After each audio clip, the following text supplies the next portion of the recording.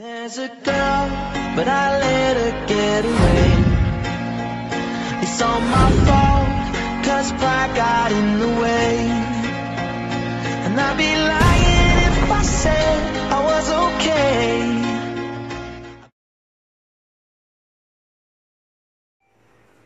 Hi friends, welcome to Sheila's 5 Stars Kitchen. இன்னைக்கு நம்ம பார்க்க போற ரெசிபி கனவா ஃப்ரை இல்லனா கனவா ட்ரை ரோஸ்ட்.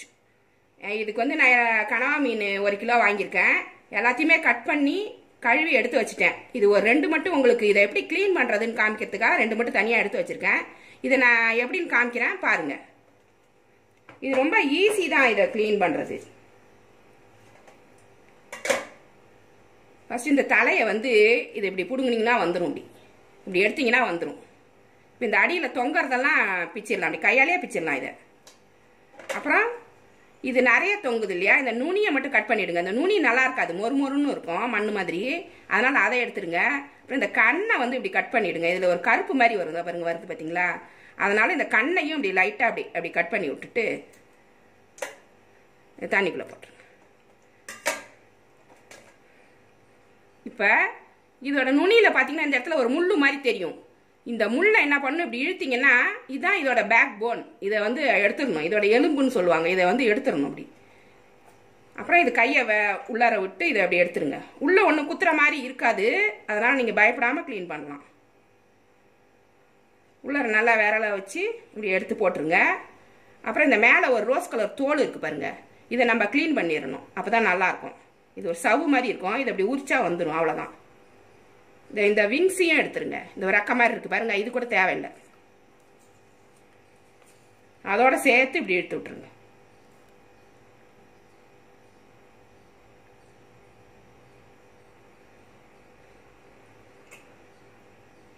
அவ்வளோதான். இதை க்ளீன் ஆயிடுச்சு. இதை அப்படியே கட் பண்ணி போட்டுக்கணும். பாருங்க, இப்படி ரவுண்ட் ரவுண்டாக அப்படி கட் பண்ணி போட்டுங்க. ரவுண்டாகவும் கட் பண்ணிக்கலாம், இல்லை ஸ்கொயராகவும் கட் பண்ணிக்கலாம்.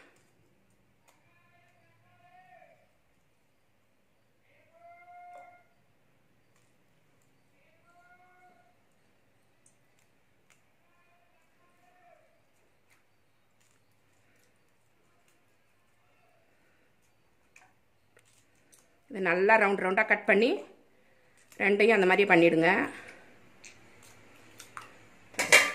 திரும்ப இதையும் அப்படி பண்ணி செஞ்சு காமிக்கிறேன் பாருங்கள். இதை க்ளீன் பண்ணுறதையும் பாருங்கள். இப்படி இழுத்துட்டு இந்த நுனியை இப்படி கட் பண்ணிடணும். இந்த அடியில் தொங்குறதையும் கட் பண்ணிவிடுங்க. இந்த கண்ணை கட் பண்ணிவிடுங்க, இது வேண்டாம். இதை போட்டுக்கலாம். இப்போ இந்த எலும்பு மாதிரி இருக்கிறத இதை கட் பண்ணி எடுத்துடலாம். இழுத்தாலே வந்துடும், அதை எடுத்துடலாம். இந்த ரோஸ் கலர் தோலை உரிச்சிடலாம். இது நல்ல டேஸ்டாக இருக்கும்.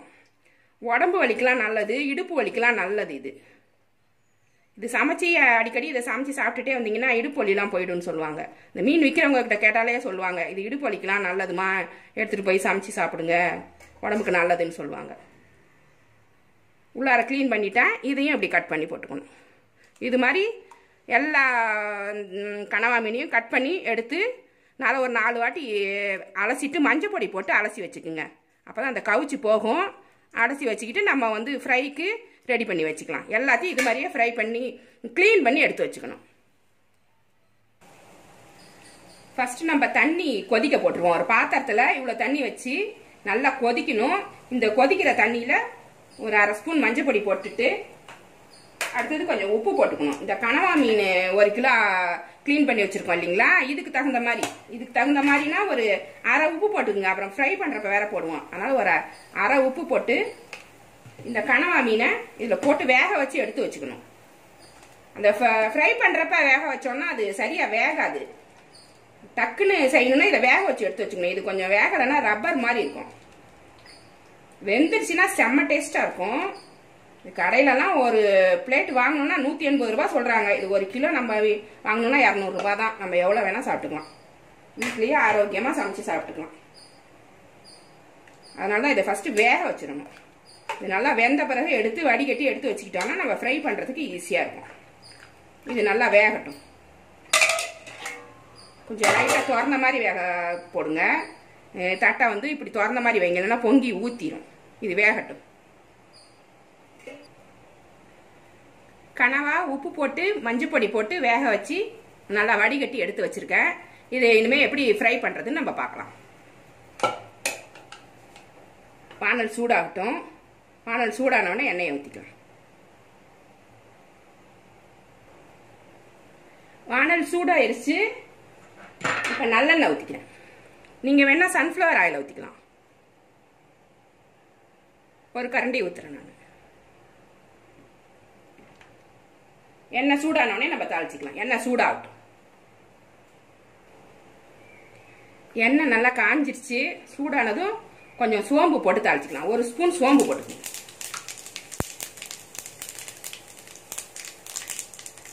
அது பொரிஞ்சோடனே இஞ்சி சேர்த்துக்குங்க. இஞ்சி வந்து ஒரு 2 இன்ச் அளவுக்கு கட் பண்ணி வச்சிருக்கேன். பொடியாக கட் பண்ணி வச்சிருக்கேன். அதை சேர்த்துக்கலாம். பூண்டு ஒரு 2 பூண்டு கட் பண்ணி வச்சிருக்கேன். இந்த மாதிரி பூண்டை உரிச்சிட்டு இந்த மாதிரி 2 2 கட் பண்ணி வச்சிருக்கேன். அதையும் இது கூட சேர்த்துக்கேன். இது நல்லா வதங்கட்டும்.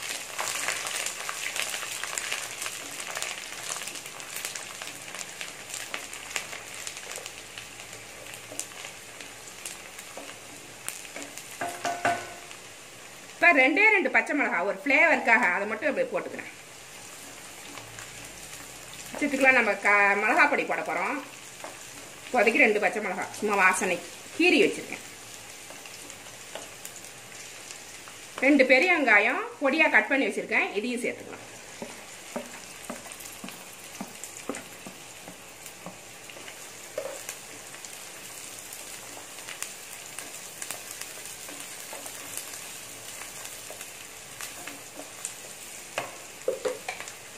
கொஞ்சமாக உப்பு போட்டு வதக்கிக்கணும். நல்லா வதங்கட்டும்.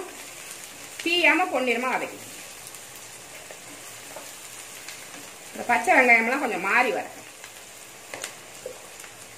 இப்போ கொஞ்சம் கருவேப்பிலை போட்டுக்கலாம்.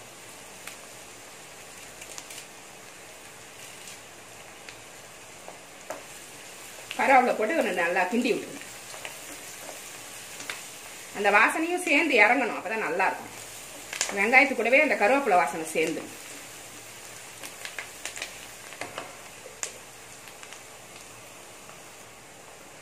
வெங்காயம் நல்லா வதங்கிருச்சு. இந்த வேக வச்ச கனவா மீனை இதுல சேர்த்து விட்டுறலாம். சேர்த்து நல்லா கிண்டி விட்டுருலாம். இப்ப இதுக்கு தேவையான மஞ்சள் தூள், மிளகாத்தூள், உப்பெல்லாம் சேர்த்துருவோம். இது ஏற்கனவே மஞ்சள் தூள் போட்டு வேக வச்சிருக்கோம். இருந்தாலும் இன்னும் கொஞ்சம் போடணும். இந்த மசாலாவுக்கு தேவையான மஞ்சள் பொடி 1/2 ஸ்பூன் போட்டுக்கோங்க. காஷ்மீரி சில்லி பவுடர் 2 ஸ்பூன் போட்டுக்கிறேன். கொஞ்சம் காரம் கம்மியாக தான் இருக்கும். உங்களுக்கு காரத்துக்கு தகுந்த மாதிரி போட்டுக்கோங்க. அதே அளவு மல்லித்தூள் போட்டுக்கணும் 2 ஸ்பூன். இது வந்து மசாலா பொடி. சிக்கன் மசாலா, மட்டன் மசாலா, இந்த மசாலா கறி குழம்புக்கு போடுவோம்ல அந்த கறி மசாலா பொடி. இதில் ஒரு 2 ஸ்பூன் போட்டுக்கோங்க.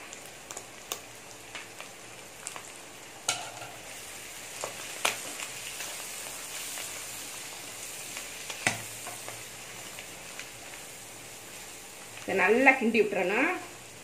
தேவையான உப்பு போட்டுக்கலாம். ஏற்கனவே கொஞ்சம் போட்டு வேக வச்சிருக்கோம். அது போக இதுக்கு ஒரு 1 இல்லைன்னா 1.5 ஸ்பூன் போட்டால் சரியா இருக்கும். நீங்கள் கொஞ்சமாக போட்டுட்டு அப்புறம் பத்தலைன்னா சேர்த்துக்கோங்க. முன்னாடியே சேர்த்துட்டிங்கன்னா உப்பு அதிகமாக போயிடும். அதை குறைக்கிறது ரொம்ப கஷ்டமாயிடும்.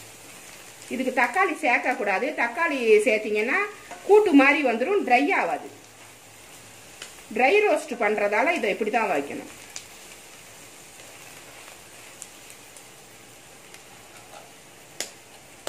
கொஞ்சமாக மிளகு பொடி, மிளகுத்தூள் ஒரு 1/2 ஸ்பூன், சோம்பு நுணுக்கி வச்சிருக்கேன். இந்த சோம்பு பொடி ஒரு 1/2 ஸ்பூன்.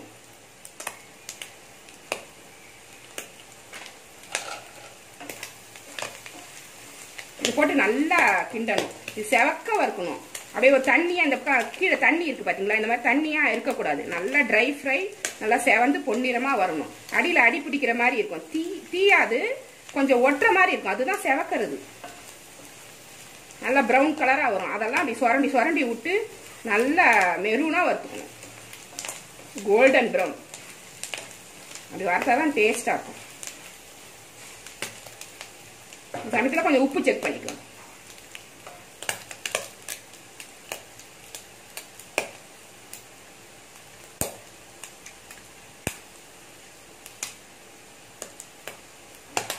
இப்பெல்லாம் கரெக்டாக இருக்கு. இது நல்லா வறுத்துரும்.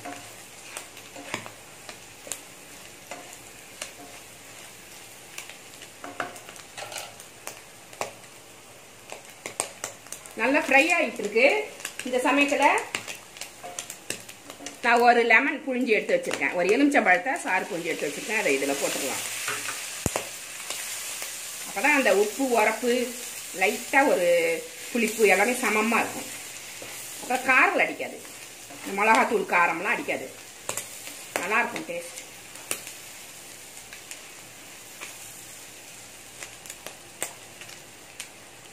தேங்காய் துருவி வச்சுருக்கேன். இதில் ஒரு பாதி சேர்த்துக்கலாம். ஒரு அரை மூடி துருவினேன். இது எவ்வளோ வேணுமோ போட்டுக்குங்க உங்கள் டேஸ்ட்டுக்கு தகுந்த மாதிரி. உப்பு உரப்பு இந்த மாதிரி சேர்க்குற ஐட்டம்ஸ்லாம் உங்களுக்கு எவ்வளோ வேணும்னு பார்த்து அவ்வளோ சேர்த்துக்குங்க. இது தேங்காய் போட்டிங்கன்னா நல்லாயிருக்கும். துருவி போடணும், அப்போ தான் டேஸ்ட். அதில் ஒரு ஸ்வீட் டேஸ்ட் வரும். அது நல்லாயிருக்கும் இந்த கனவாக்கு. இன்னும் கொஞ்சம் கூட போட்டுக்கணும்.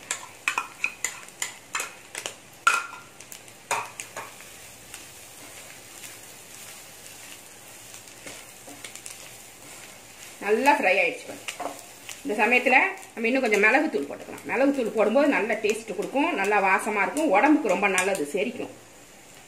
சோம்பு சேர்த்துக்கலாம். சோம்புத்தூள், கொத்தமல்லி, புதினா, கருவேப்பிலை எல்லாம் கட் பண்ணி வச்சிருக்கேன். இதில் கொஞ்சம் போட்டுக்கலாம். லாஸ்ட்டில் கொஞ்சம் எண்ணெய் ஊற்றிக்கலாம். அப்போதான் நல்லாயிருக்கும். எண்ணெயே ஊற்றாம ட்ரை ரோஸ்ட் பண்ணினீங்கன்னா வறட்சியாக இருக்கும். ஒரு மாதிரி ட்ரையாக இருக்கும், ரொம்ப ட்ரையாக இருக்கும். எண்ணெய் ஊற்றும் போது ஒரு டேஸ்ட். கலரும் நல்லாயிருக்கும். பாருங்கள், எண்ணெய் ஊற்றாததுக்கு முன்னாடி எப்படி இருந்துச்சு, இப்போ எண்ணெய் ஊற்றினாலும் எப்படி பாருங்கள், எப்படி இருக்கு ஷைனிங்காக. ஒரு டேஸ்ட், ஒரு கோட்டிங்.